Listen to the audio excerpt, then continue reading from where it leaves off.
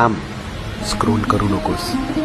कदाचित हा संदेश स्वामी आज तुलाच सांगत आहेत. आपण सगळे प्रार्थना करतो ना, रात्री उशीवर डोकं ठेवल्यावर मनातलं सगळं देवाला सांगतो आणि मनापासून अपेक्षा करतो की उद्या काहीतरी बदल होईल.